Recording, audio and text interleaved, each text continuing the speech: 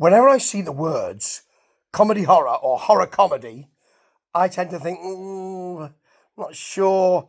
Things like Love at First Bite, Repossessed, remember that? Dracula Dead and Loving It. It never really works for me. But this isn't a horror comedy. This is a horror with some lovely, warm, comedic moments in it. And it's ballsy to do it this way because you could lose your audience.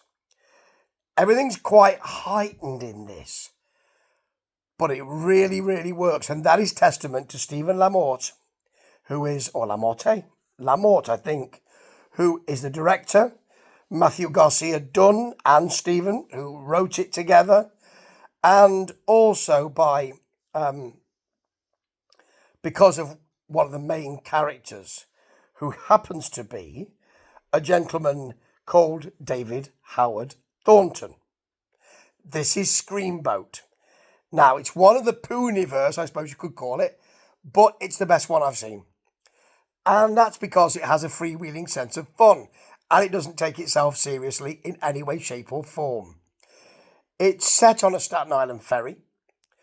It is based around Steamboat Willie, as you might expect, and it has as its killer a sort of feral Steamboat Willie character who's very small, clearly a man in a suit, and they don't hide from that.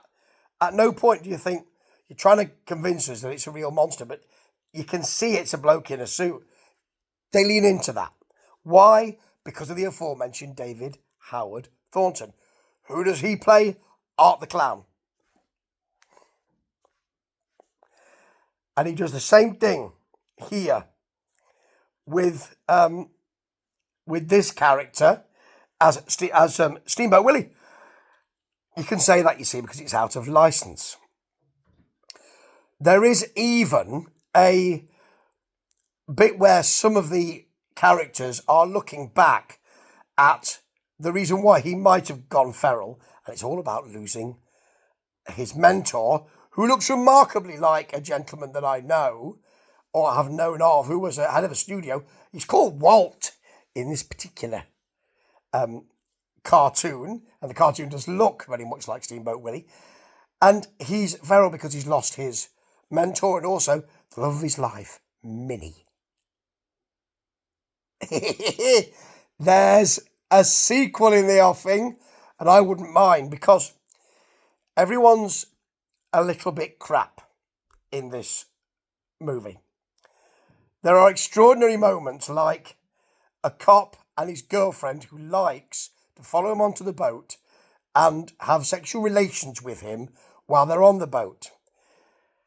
And she is providing a particular sexual service for this gentleman when that particular appendage is severed from his body by Steamboat Willie.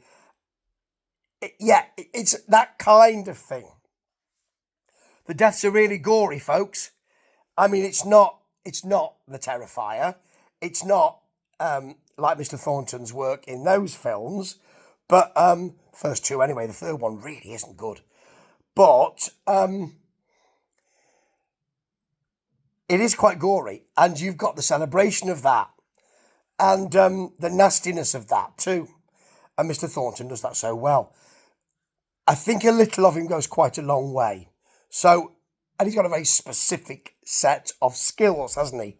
So I don't think we're going to be seeing him over and over again. But he's probably a great actor and we just don't know yet.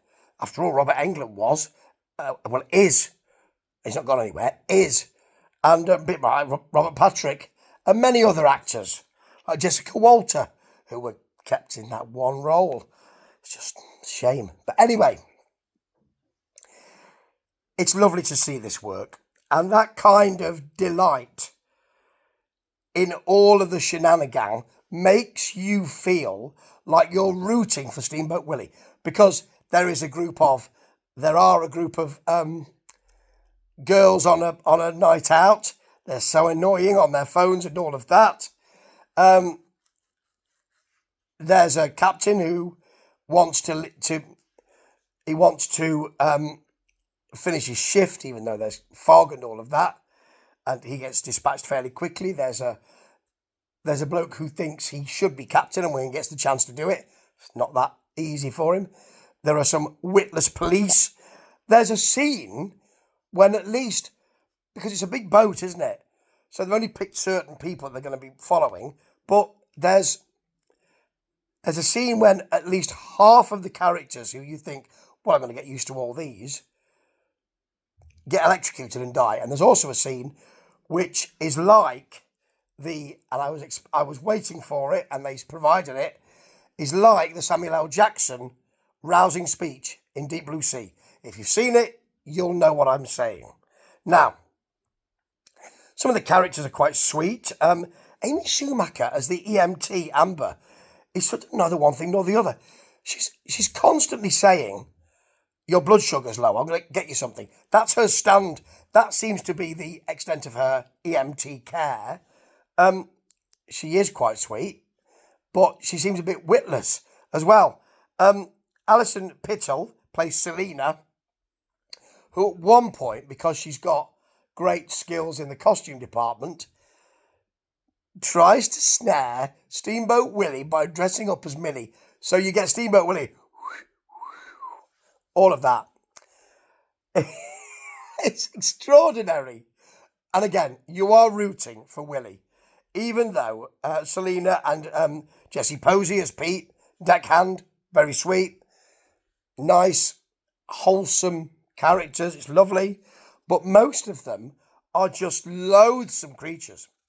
Not so much that you think, God, I hate you, but you think, I wouldn't care really if you were dispatched. Oh, you have been.